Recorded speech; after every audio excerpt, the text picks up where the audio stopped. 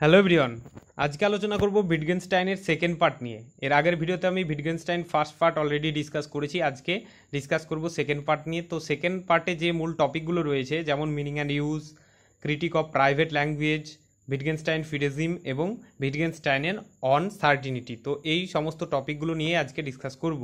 তো ফার্স্টে যেটা রয়েছে মিনিং অ্যান্ড ইউজ, তো এখানে তিনি কি বলেছেন, Earlier, Wittgenstein was in favor of construction of an ideal language. He accepted the picture theory of meaning, according to which all meaningful propositions were the pictures of the reality.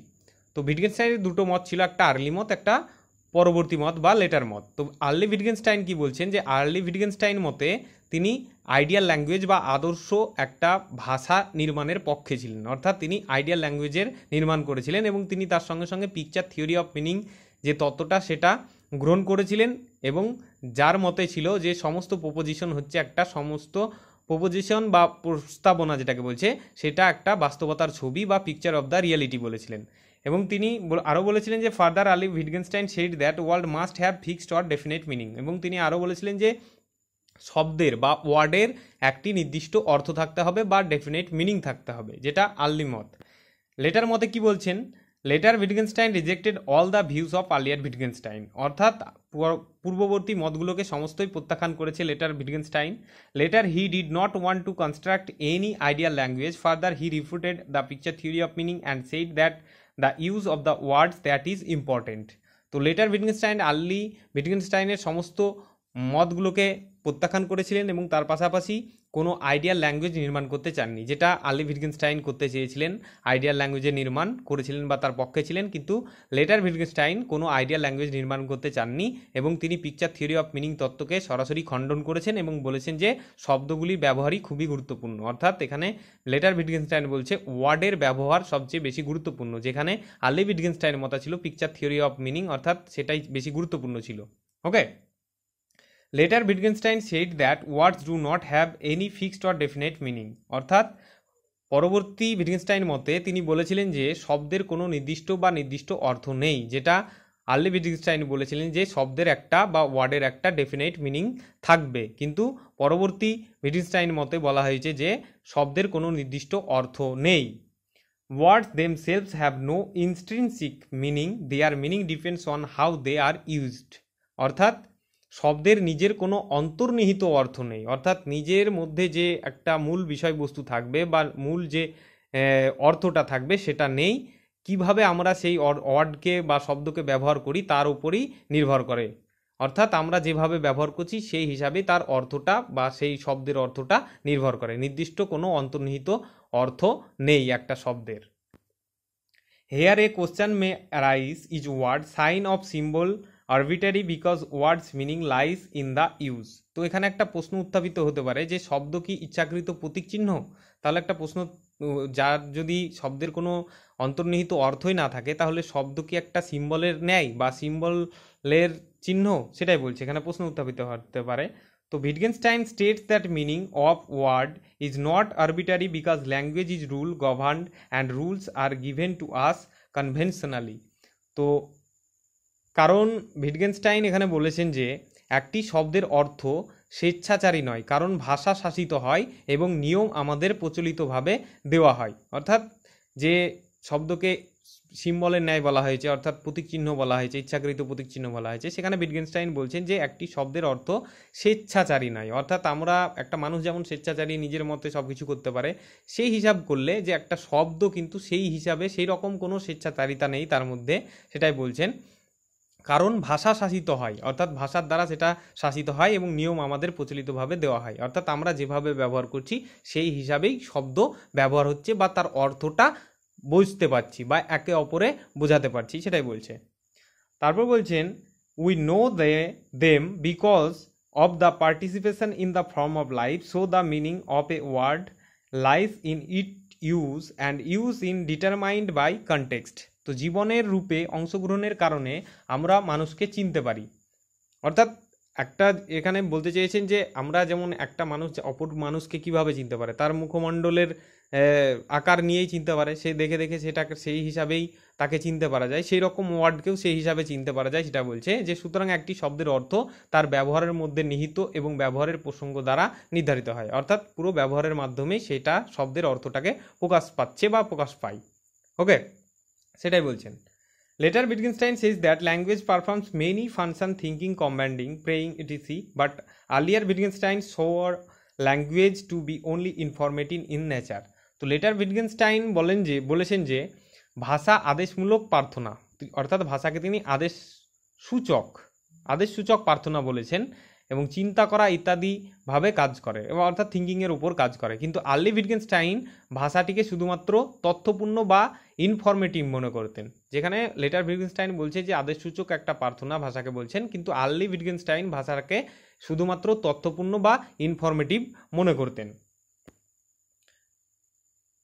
In order to elucidate his position later, Wittgenstein gives the analogy of fly in the bottle.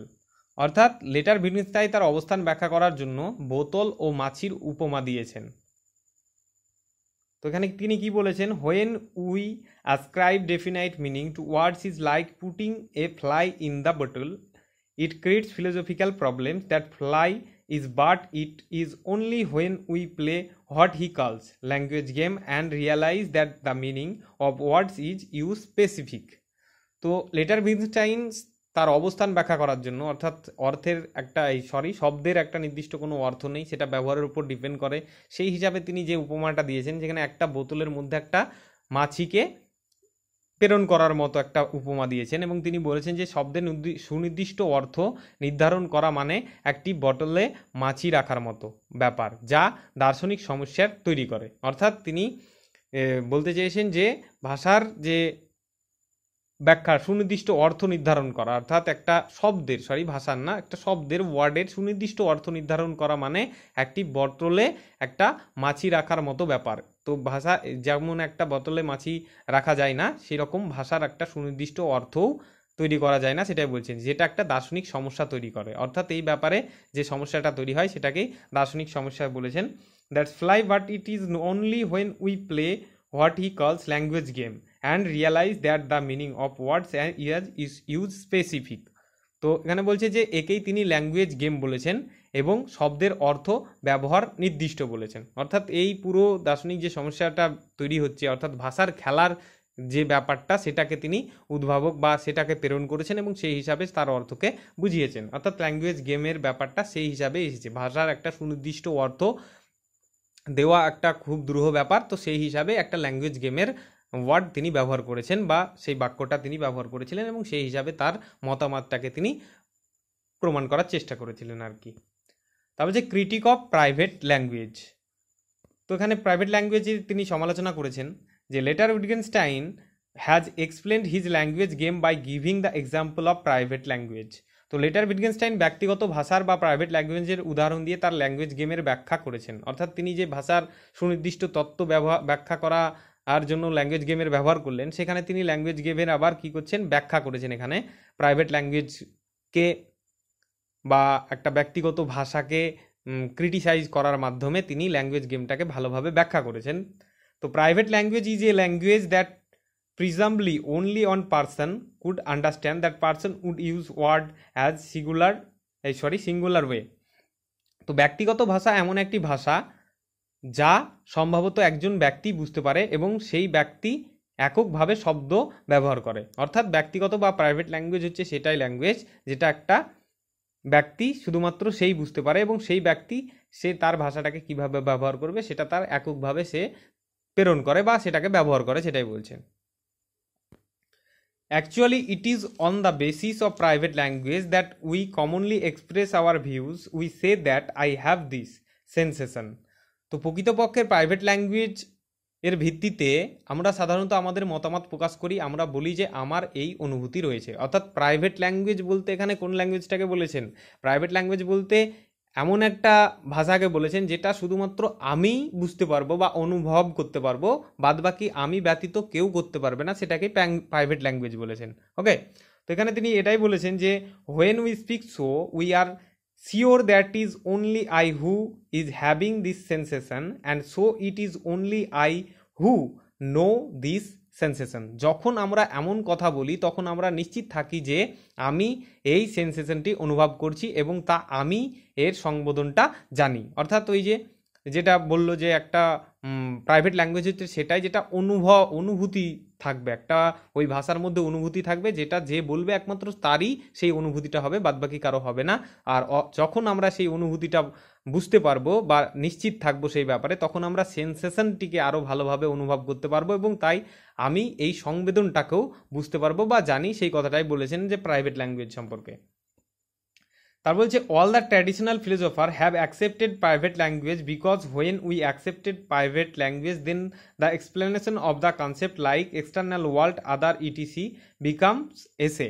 তো সমস্ত traditional ফিলোসফাররা ব্যক্তিগত ভাষা গ্রহণ করেছিলেন, অর্থাৎ সমস্ত যে ঐতিহ্যগত বা ঐতিহ্যবাহী যে যারা ফিলোসফার বা দার্শনিক রয়েছে তারা প্রাইভেট ল্যাঙ্গুয়েজ গ্রহণ করেছিলেন। কারণ আমরা যখন প্রাইভেট ল্যাঙ্গুয়েজ গ্রহণ করি তখন এক্সটার্নাল ওয়ার্ল্ড ধারণা ব্যাখ্যা প্রবন্ধ পরিণত হয়, অর্থাৎ প্রাইভেট ল্যাঙ্গুয়েজের ফলেই কিন্তু একটা এক্সটার্নাল ওয়ার্ল্ড বা বাহ্যিক জগতের ধারণাটা ব্যাখ্যাটা একটা পরিণত রূপ পায়, সেটা শুধুমাত্র প্রাইভেট ল্যাঙ্গুয়েজের জন্য।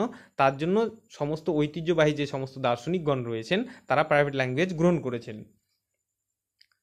তা বলছে further it is only on the basis of private language that we say that I know that I am in put pain but I do not know that some other person is in pain. তো এখানে উপরন্তু এটা শুধুমাত্র ব্যক্তিগত ভাষার ভিত্তিতে যে আমরা বলি যে আমি ব্যথা অনুভব করছি, কিন্তু আমি জানি না অন্য কেউ ব্যথায় আছে কিনা। অর্থাৎ এখানে বলছে যে প্রাইভেট ল্যাঙ্গুয়েজ ব্যবহার করার ফলে বা প্রাইভেট ল্যাঙ্গুয়েজ একমাত্র এমন একটা ল্যাঙ্গুয়েজ যেটা শুধুমাত্র যে বলছে বা যে অনুভূত করছে সেটাই হচ্ছে প্রাইভেট ল্যাঙ্গুয়েজ। তো সেটা যদি অন্য কারো সেই অনুভূতিটা হয় তাহলে কিন্তু আমরা সেই অনুভূতিটা জানতে পারি না। সেটাই বলছে যে সে ব্যথা অ্যাকচুয়ালি অনুভব করছে কি না, সেই ব্যাপারটা আমরা জানতে পারি না। অর্থাৎ অন্যদের ব্যথার কথা আমি শুধু বিশ্বাস করি, অর্থাৎ সে বলছে বলে আমাকে বিশ্বাস করতে হয় যে যদি বলে তার ব্যথা পাচ্ছে কোনো জায়গা, কোনো মানুষ যদি বলে তার ব্যথা পাচ্ছে, বা আমি যদি বলি আমি ব্যথা অনুভব করছি, তাহলে অপরে এই কথাটাকে বিশ্বাস করবে, সে কিন্তু অনুভব কখনোই করতে পারবে না, শুধুমাত্র বিশ্বাস করতে পারবে। অর্থাৎ আমার ক্ষেত্রে আমি এটাকে জানতে পারবো যে আমার ব্যথা হচ্ছে কি, আপন আপন দিক থেকে সেই প্রাইভেট ল্যাঙ্গুয়েজটা এইভাবেই কি হয়, ব্যবহার হয়, যে আমি একমাত্র জানতে পারবো, আমি ব্যতীত অন্য কেউ জানতে পারবে না। আর অন্য কারো ব্যথা হচ্ছে কিনা সেটা আমরা শুধুমাত্র কি করতে পারবো, বিলিভ করতে পারবো বা বিশ্বাস করতে পারবো, কিন্তু আমরা কখনোই অনুভব করতে পারবো না। Later Wittgenstein by playing his language game so that there is no rightful ground on the basis of which I can say that I am pain. তো লেটার উইটগেনস্টাইন তার ল্যাঙ্গুয়েজ গেমের দ্বারা দেখান যে কোনো সঠিক ভিত্তি নেই যার ভিত্তিতে আমি বলতে পারি যে আমি ব্যথা অনুভব করছি। অর্থাৎ প্রাইভেট ল্যাঙ্গুয়েজ এভাবেই তিনি ক্রিটিসাইজ করেছেন বা সমালোচনা করেছেন। প্রাইভেট ল্যাঙ্গুয়েজে যেরকম কি বলছে যে আমি ব্যথা অনুভব করছি, এই অনুভূত, এটাকে প্রাইভেট ল্যাঙ্গুয়েজ বলছেন, কিন্তু লেটার উইটগেনস্টাইন বলছেন তার ল্যাঙ্গুয়েজ গেমের দ্বারা তিনি বলেছেন, সেটাকে বিশ্লেষণ করার মাধ্যমে তিনি দেখিয়েছেন যে এটার কোনো সঠিক ভিত্তিই নেই, অর্থাৎ প্রাইভেট ল্যাঙ্গুয়েজের কোনো সঠিক ভিত্তি নেই যার ভিত্তিতে আমরা বলতে পারি যে আমি ব্যথা অনুভব করছি। তা বলছে Das he reads us of the puzzlement that use private language had generated on would like to say whatever is going seem right to me is right, and that only means that here we can not talk about right. তো এর দ্বারা তিনি আমাদের সেই পাজলটার বাধা থেকে মুক্তি দিয়েছেন, অর্থাৎ উইটগেনস্টাইন যে পাজলমেন্ট অর্থাৎ ধাঁধা, এই যে ভাষার যে ধাঁধাটা, সেটা থেকে মুক্তি দিয়েছেন ল্যাঙ্গুয়েজ গেমের মাধ্যমে।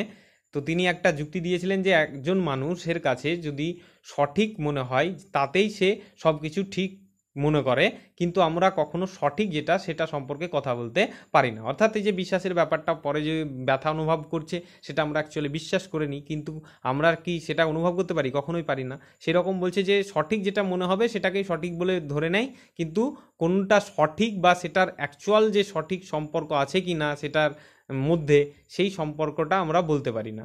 তো সেই হিসাবেই তিনি প্রাইভেট ল্যাঙ্গুয়েজ সম্পর্কে সমালোচনা করেছেন। তো later Wittgenstein in this way eliminates the problem of solipsism also which of course was an offshoot of private language.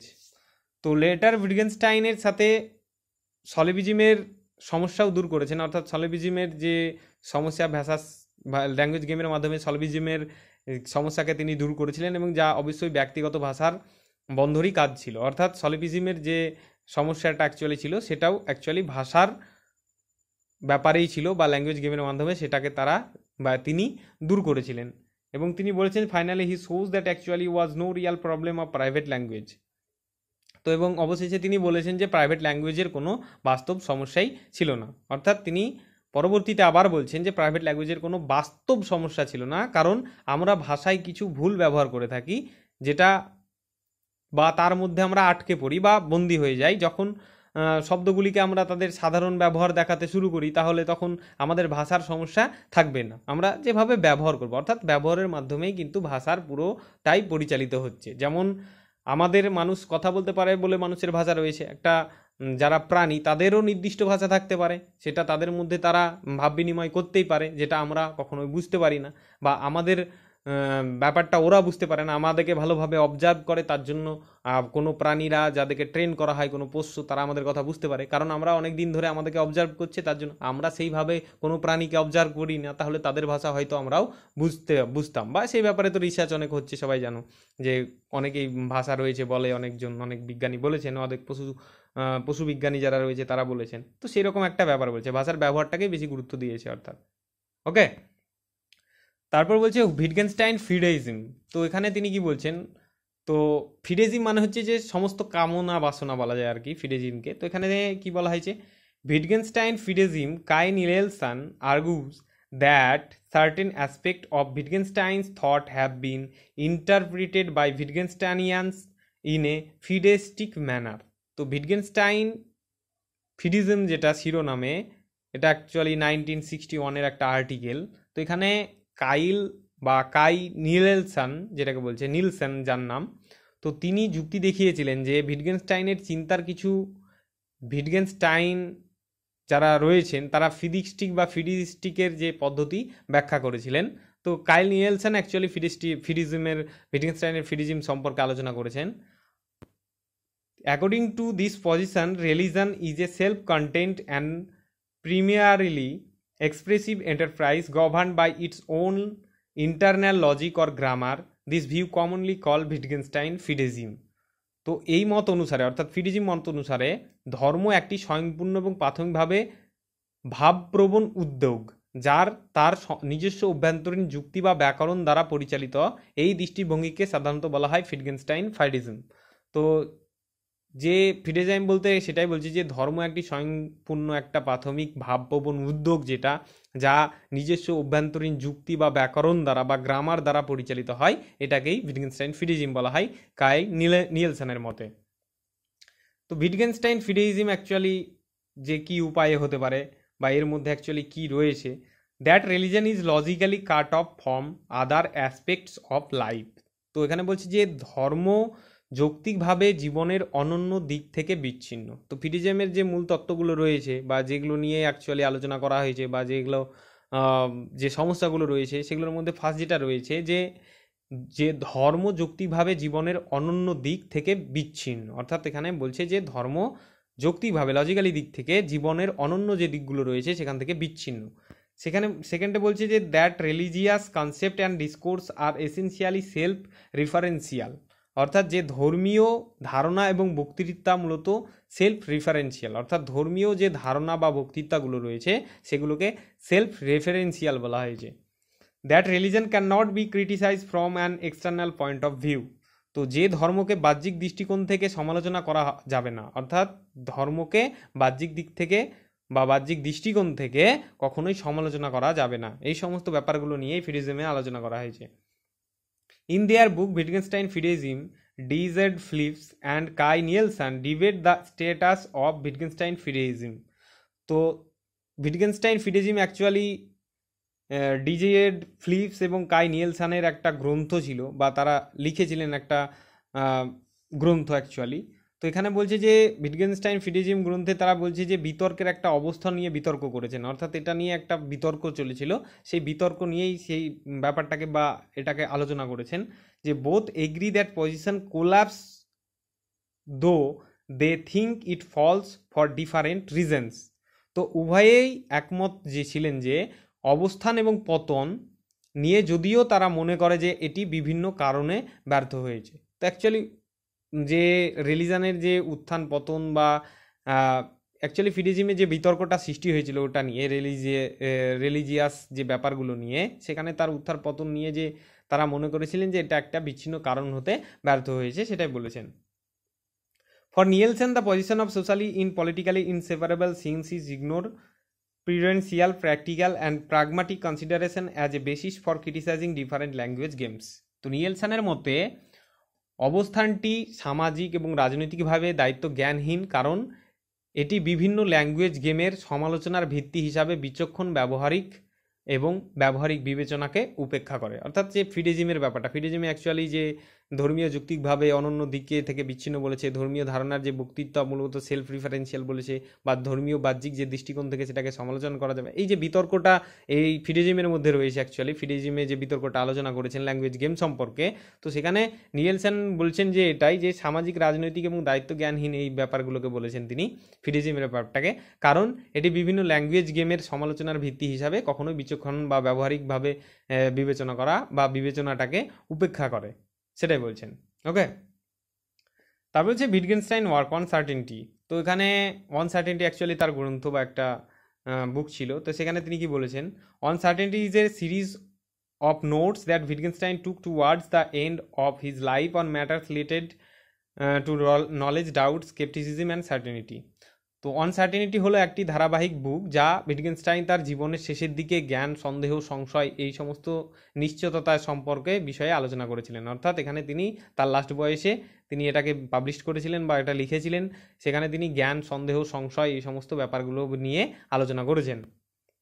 অনসার্টেনিটি takes as its starting point Wittgenstein responsible to paper given by Moore called A Proof of the External World.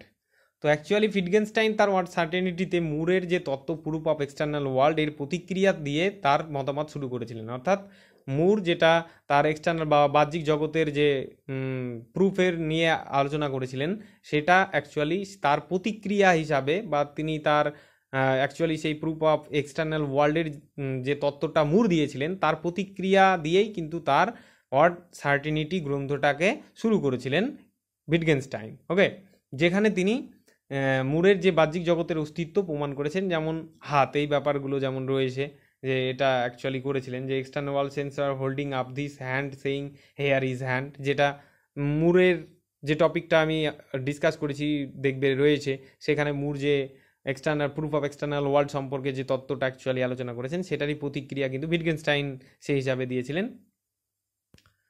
তা বলছে ভিটগেনস্টাইন admires the boldness of Moore approach, which implicitly questions the responsibleness doubting such a claim, but he suggests that Moore fails because his claim that he knows he has hand automatically invites the question of how he knows. তো ভিটগেনস্টাইন মুরের দৃষ্টিভঙ্গির সাহসিকতাকে প্রশংসা করেছিলেন, অর্থাৎ যে proof of external ওয়ার্ল্ডের বাহ্যিক জগতের যে প্রুফটা দিয়েছিলেন সেখানে তার যে দৃষ্টিভঙ্গিটা দিয়েছিলেন সেই তার সাহসিকতার জন্য মুরকে প্রশংসা করেছেন, যা নিঃসন্দেহে এই ধরনের দাবিকে সন্দেহ করার যুক্তিসঙ্গত নিয়ে প্রশ্ন উত্থাপিত হয়। অর্থাৎ তার যে দাবিটা ছিল সেটা নিয়ে প্রশ্ন অ্যাকচুয়ালি উত্থাপিত হয়, কিন্তু সেখানে তিনি পরামর্শ দিয়েছেন যে মুর ব্যর্থ হয়েছে কারণ তার দাবি যে তার হাত আছে, আসলে সে কিভাবে জানে, এই প্রশ্নটি মুরকে সন্দেহজনক বিতর্কে যা এড়ানো উচিত। অর্থাৎ মুরকে একটা তিনি দিয়েছেন, কি বলে, পরামর্শ দিয়েছেন যে তিনি যে তার হাত আছে বা এক্সটার্নাল ওয়ার্ল্ডের যে হাতের উদাহরণ দিয়ে তিনি এক্সটার্নাল ওয়ার্ল্ডের ব্যাখ্যাটা করেছেন, সেখানে অ্যাকচুয়ালি তার যে হাত রয়েছে সেটা তিনি কিভাবে জানতে পারছেন, এই রকম প্রশ্ন উত্থাপিত হয়েছে, এবং যার ফলে দ্য কোশ্চেন ফিল এমবারেবল মূল sceptical debate which on wishes to avoid. তো এখানে পরামর্শ এটাই দিয়েছেন যে মুরকে সন্দেহজনক বিতর্কে জড়িয়েছে এই কারণেই, আর মুরের পক্ষে এটা এড়ানো উচিত বলেছেন, এটা পরামর্শ দিয়েছেন ভিটগেনস্টাইন তার অনসার্টেনিটিতে। তারপর বলছে Wittgenstein in asserts that claims like here is hand or world has existed or more than 5 minutes have the from a empirical proposition but in fact they have more in common with logical propositions। অর্থাৎ এখানে তিনি বলছেন যে ভিটগেনস্টাইন দাবি করেছেন যে এখানে একটি হাত বা হেয়ার ইজ হ্যান্ড অথবা যে 5 মিনিটের ও বেশি ধরে সময় ধরে অ্যাকচুয়ালি বিশ্বের অস্তিত্ব আছে, এই দাবিগুলি অভিজ্ঞতামূলক প্রস্তাবের আকার ধারণ করে। যে এই দুটো দাবির পক্ষে এটাই বলেছেন যে এম্পিরিক্যাল যে প্রস্তাবগুলো প্রিপোজিশনগুলো রয়েছে তার আকার ধারণ করে, কিন্তু প্রকৃতপক্ষে তাদের যৌক্তিক প্রস্তাবের সাথে মিল রয়েছে, অর্থাৎ যৌক্তিক প্রস্তাবের সাথে অর্থাৎ লজিক্যালি প্রিপোজিশনের সঙ্গে মিল রয়েছে, যদিও এটা এম্পিরিক্যাল প্রিপোজিশন আকারেই মানে কি হয় প্রস্ফুটিত হয় বা সেই আকারে থাকে, অ্যাকচুয়ালি এম্পিরিক্যাল আকারে প্রিপোজিশন আকারে থাকে, কিন্তু ভিটগেনস্টাইন বলছে এটা যৌক্তিক প্রস্তাবের সাথেও মিল রয়েছে, অর্থাৎ লজিক্যাল যে প্রিপোজিশন সেটার সঙ্গে মিল রয়েছে বলেছে। তারপর বলছে that is the types of proposition May seem to say something factual about the world and hence be open to doubt, but the function they serve in language is to serve as kind of framework within empirical proposition can make sense। তো এখানে বলছে যে কারণ এই ধরনের প্রস্তাবগুলি, যেখানে তিনি বললেন যে ভিটগেনস্টাইন বলছেন যে একটি হাত বা 5 মিনিটেরও বেশি সময় ধরে পৃথিবীর অস্তিত্ব রয়েছে, যা এই যে দাবিগুলো তিনি করেছেন এটাকে, এই দাবিগুলো অ্যাকচুয়ালি বা এই প্রস্তাবগুলোকে অভিজ্ঞতামূলক প্রস্তাবের আকার অ্যাকচুয়ালি থাকে বা সেই হিসাবে সবাই আলোচনা করে, কিন্তু ভিটগেনস্টাইন বলছেন যে এই সমস্ত দাবিগুলো বা প্রিপোজিশনগুলো অ্যাকচুয়ালি লজিক্যাল প্রিপোজিশনের সাথে মিল রয়েছে। কারণ কি? কারণ হচ্ছে এটাই যে এই ধরনের প্রস্তাবগুলি বিশ্ব সম্পর্কে কিছু বাস্তব বলে মনে হতে পারে, কিন্তু তাই সন্দেহের জন্য উন্মুক্ত থাকতে পারে, কিন্তু তার যে ভাষার যে কাজ বা কাজ করছে তা অভিজ্ঞতাগত প্রস্তাবগুলির মধ্যে এক ধরনের কাঠামো, যা আমাদের বোধগম্য হয় বা আমরা যেটাকে বুঝতে পারি। অর্থাৎ এই পুরোপুরি ব্যাপারটা একটা লজিক্যালি দিক থেকে বা একটা ভাষার যে কাজ অ্যাকচুয়ালি হচ্ছে সেটা অভিজ্ঞতাগত প্রস্তাবগুলির মধ্যে এক ধরনের কাঠামোগত দিক রয়েছে যা আমরা ভালোভাবে বোধগম্য করতে পারি বা বুঝতে পারি। ওকে, তো এখানে যেটা ভাইটাল টপিক সেটা হচ্ছে মিনিং অ্যান্ড ইউজ, এটাই ভাইটাল টপিক। যা কোশ্চেন আছে মিনিং অ্যান্ড ইউজ থেকেই সব থেকে বেশি কোশ্চেন আসে, আর বাদবাকি তো ফার্স্ট পার্টে যেগুলো নিয়ে আলোচনা করেছি পিকচার থিওরি অফ মিনিং আরও সমস্ত যেসব টপিকগুলো রয়েছে সেখান থেকেই বেশি কোশ্চেন রয়েছে আসে, ঠিক আছে। তো এখানে যেসব কোশ্চেনগুলো কয়েকটা কোশ্চেন আলোচনা করা যাক, যে which one of the following statements was propounded by Wittgenstein. তো নিচের কোন স্টেটমেন্টটি ভিটগেনস্টাইনের প্রস্তাব করেছিলেন, অর্থাৎ তিনি ব্যাখ্যা করেছিলেন। তো এখানে বলছে to is to be perceived, অর্থাৎ কি বলছে অনুধাবন করা হয়, যেটাকে বলছে যে পারসিভড মানে হচ্ছে অনুধাবন করা। তারপর I think therefore I am, তো এটা অ্যাকচুয়ালি অবশ্যই হবে না, কারণ ফার্স্টেও তিনি কখনোই আলোচনা করেননি, ফার্স্টেরটা হবে না। আই থিঙ্ক দেয়ার ফর্ম এটা তো ডেকার্তের মত, এটাও হবে না। আই অ্যাম দেয়ার ফর্ম ওটাকেই উলট মানে কি বলে ওটাকে পাল্টে দিয়ে বলেছেন, এটাও হবে না। তারপর বলছে লাস্টেরটা কি বলছে, whereof one can not speak thereof one must remain silent, অর্থাৎ যেখানে কেউ কথা বলতে পারে না বা দেয় না সেখানে সাইলেন্ট থাকতে হবে। তো এটা প্রাইভেট ল্যাঙ্গুয়েজ আলোচনা করার সময় তিনি এখানে বলেছিলেন, দেখবে থিওরিটা ভালোভাবে দেখলে অবশ্যই বুঝতে পারবে। তাহলে ডি হবে আনসার। এখানে কিন্তু প্রাইভেট ল্যাঙ্গুয়েজ আলোচনা করার সময় এই কথাটা বলেছিলেন, যেখানে we can not know speak, যেখানে আমরা কথা বলতে পারি না সেখানে চুপ থাকাই সব থেকে বেটার। তারপরের কোশ্চেনে কি রয়েছে, তারপরের কোশ্চেনে রয়েছে there is no one standard meaning of given word, it has as many meaning as it has uses and these are countless. তো ইজ ভিউ হেল্ড বাই, অর্থাৎ এখানে বলছে যে কোনো একক অর্থ নেই, একটি যতগুলি অর্থ রয়েছে যার অনেকগুলি অর্থ রয়েছে এবং এটি অগণিত দ্বারা মানে কাউন্টলেস দর্শন করা হয়। অর্থাৎ যে প্রদত্ত শব্দ অর্থাৎ ওয়ার্ডের ক্ষেত্রে এটা বলা হয়েছে যে ওয়ার্ডের মধ্যে কোনো একক অর্থ নেই যেটা যতগুলি অর্থ ধারণ করবে বা অনেকগুলো অর্থ তার মধ্যে নিহিত থাকবে, সেই অর্থ সেটা পরিস্ফুট করা যাবে না, যেটা অগণিত বা কাউন্টলেস দ্বারা সমর্থন করা হয় বা দর্শন করা হয় বা দেখা হয়। তো এটা ভিটগেনস্টাইন বলেছিলেন, তো এটা ভিটগেনস্টাইন আনসার হবে। ওকে, ওয়ার্ড সম্পর্কে। তারপরের কোশ্চেনে বলছে কি ভিটগেনস্টাইন গিভ আস, তো ভিটগেনস্টাইন আমাদের কি দিয়েছিলেন আর কি, বা তিনি কি নিয়ে আলোচনা করেছেন অ্যাকচুয়ালি বলা যায়। তো ক্রিটিক অফ প্রাইভেট ল্যাঙ্গুয়েজ, তো এটা তো অবশ্যই হবে, তিনি প্রাইভেট ল্যাঙ্গুয়েজের সমালোচনা করেছিলেন। সেভেন প্রপোজিশনও ফার্স্ট উইটগেনস্টাইন ফার্স্ট পার্টে এটা আলোচনা করেছিলাম সেভেন প্রপোজিশন নিয়ে, তো 1 2 অবশ্যই। 11 প্রপোজিশন এটা নয়, আর ক্রিটিক অফ গড এটাও নয়। তাহলে ফার্স্টের যে 1 2 এটা হবে আনসার। তো 1 2 এখানে রয়েছে 1 এ, তাহলে এটার হয়ে যাবে এ আনসার। 1 2 দুটো স্টেটমেন্ট সঠিক, অর্থাৎ এই সমস্ত টপিকগুলো নিয়েই তিনি আলোচনা করেছিলেন।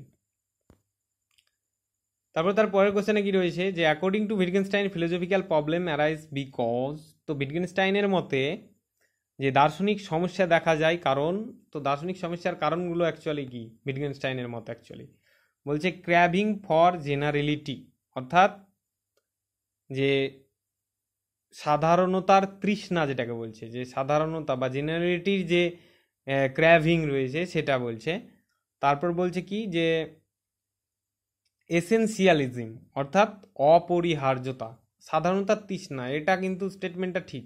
কারণ তিনি অ্যাকচুয়ালি ল্যাঙ্গুয়েজ গেম ব্যবহার করার সময় সেখানে কিন্তু প্রত্যেকটা মানুষের যে ব্যবহারের কথাই কিন্তু ওয়ার্ড বা তাদের ল্যাঙ্গুয়েজ ব্যবহারের কথাই কিন্তু এখানে বলা হয়েছে। তিনি সেখানেও কিন্তু ক্র্যাভিং অফ জেনারেলিটি বলতে সেই ব্যবহারের ক্ষেত্রেই কিন্তু বলেছিলেন ল্যাঙ্গুয়েজ গেমের ক্ষেত্রে, ঠিক আছে।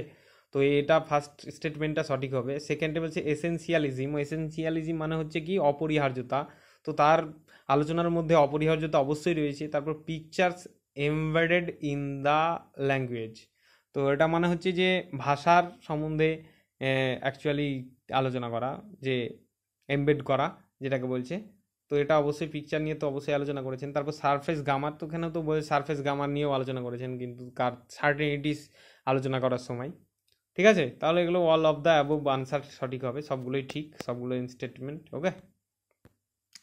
তারপর কোশ্চেন কি বলছে যে according to উইটগেনস্টাইন philosophy fight against what, অর্থাৎ উইটগেনস্টাইনের মতে যে দর্শনের বিরুদ্ধে লড়াই অ্যাকচুয়ালি কিসের ওপরে হয়, বা কিসের ওপরে দর্শনের বিরুদ্ধে লড়াইটা অ্যাকচুয়ালি চলছে আর কি, বা চলে।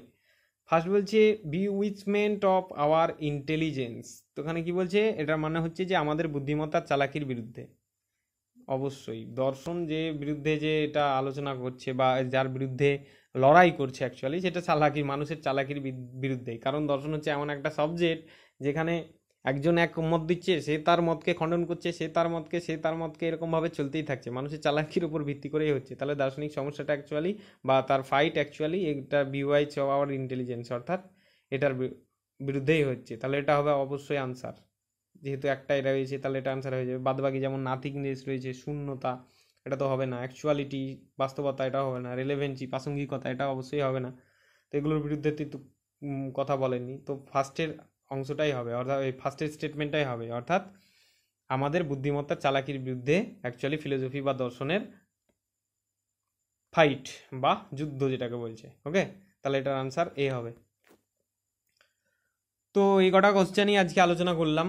তো এখন পরীক্ষা অনেকটাই এগিয়ে আসছে বা টাইম অনেকটাই সীমিত বা অনেক কম, তো সেহেতু আমি ডেসক্রিপশন বক্সে টেলিগ্রাম চ্যানেলের লিঙ্ক দিয়ে দিয়েছি বা দিয়ে দেব, সেখানে তোমরা সেই লিঙ্কে জয়েন করো। প্রত্যেক দিন সেখানে একটা করে কুইজ করা হয়, একটা না সারাদিনে অনেকটাই কুইজ করা হয়, যেখানে 100-র বেশি কোশ্চেন কুইজ করা হয় বা সেখানে অনেকজন পার্টিসিপেটও করে। তো তোমরাও সেখানে পার্টিসিপেট করতে পারো। সেখানে এক্সপেক্টেড কোশ্চেন্স সহ বিভিন্ন প্রিভিয়াস ইয়ারের কোশ্চেন্স, সমস্ত কোশ্চেন্স নিয়েই একটা চ্যাপ্টার ওয়াইজ সেইভাবে মক টেস্ট হিসাবে বা কুইজ বলতে পারো সেই হিসাবে নেওয়া হয়, সেখানে সবাই জয়েন করতে পারো। তো টেলিগ্রাম লিঙ্কটা ডেসক্রিপশন বক্সে সবাই পেয়ে যাবে ওকে। Thank you.